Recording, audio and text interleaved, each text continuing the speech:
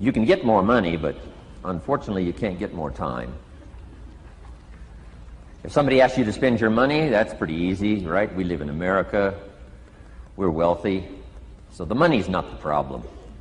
But what if somebody asks you to spend a day, right? You got to think that over carefully. And I know you did. I wouldn't waste one of my days, not for anybody, not for anything. Once I understood how valuable they were, I don't waste any. But to make an investment like today of your money and your time, I appreciate that. Today's going to be costly for me. It's going to cost me one of my days to be here, right? And some money, of course. But, you know, I don't need the money. I take the money, but I don't need the money. But guess what I do need? The time. So I'm here not to just joke with you. I'm here not to just tell some funny stories and give a performance and walk away. I'm here to give you some value, and I want to make it worth your time. I'm going to invest a day, you're going to invest a day. Let's get the most out of it and see what we can walk away with today. Anyway, for you that have not seen me before, just very briefly, let me just tell you my story. I grew up in Idaho, farm country, southwest corner of Idaho. In fact, my father still lives on the old homestead where I grew up. He'll be 89 his next birthday, still hasn't retired.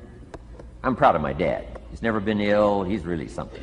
I'm trying to get him to retire this year, 88. I'm telling my father, what a good year to retire when you're 88.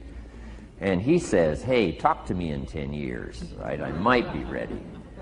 But anyway, I went to high school. I graduated. I went to college 1 year. Halfway through my second year of college, I decided I was smart enough, so I quit. One of my major mistakes. I should have stayed in school. But I thought, heck, you know, I'm smart enough to get a job. That's what life's all about, right? Get a job, pay your bills, work hard, stay out of trouble, keep your fingers crossed, hope for the best. And I figured I was at least prepared to do that. So I quit college and went to work. A little while later, got married, got my little family going, and I'm out there doing what I thought was the best I could. But about age 25, I'm starting to struggle. I've purchased a little more than I can conveniently pay for on time. And the creditors are starting to call saying, hey, you told us the check was in the mail. What's the deal? And I'm getting embarrassed by that. I'm also embarrassed, big mouth me, with all the fancy promises I made to get married. I'm way behind on those promises. And I'm getting discouraged, wondering what to do. And I thought, well, maybe I should go back to school. Right? 1 year of college, pretty short on an application. But, you know, tough to go back to school, right? Especially when you got your family going. Time to stay is when you're there. So I discounted that. I thought, well, if I, you know, had my own business, that would be the way to go. But, you know, I'm short on money. Too much month at the end of the money. If you've ever been there, that's where I was, age 25. So I had to discount that, and I'm discouraged, wondering, where do I go from here? And then the miracle happened for me. Good fortune came my way. And who can explain good fortune? I don't know. Remarkable things that happen to you at a particular time. Sometimes it's just unexplainable how those things happen. One of my friends says, well, hey, things don't just happen. Things happen just. Another good note for your notes. Things don't just happen. Things happen just.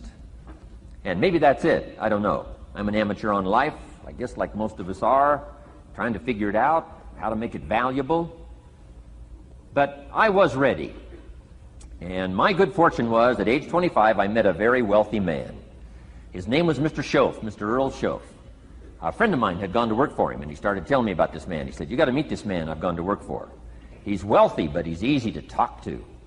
And he's got a unique philosophy of life. And the more he kept talking about this man, I thought, well, I've got to meet this man. So sure enough, shortly after that, I had a chance to meet this remarkable wealthy man, and I was impressed. He was wealthy. Sure enough, he was easy to talk to. I was so intrigued, within a few minutes, I said to myself, if I could be like him, farm boy from Idaho, if I could be like him, I'd give anything. And then I thought, if I could just get around somebody like him, and if he would teach me what to do, I would be willing to learn. I'm coachable. And that was my good fortune. A few months later, this wealthy man that I met, Mr. Schoaf, took a liking to me, hired me, gave me a job. I went to work for him, and I spent the next 5 years in his employ.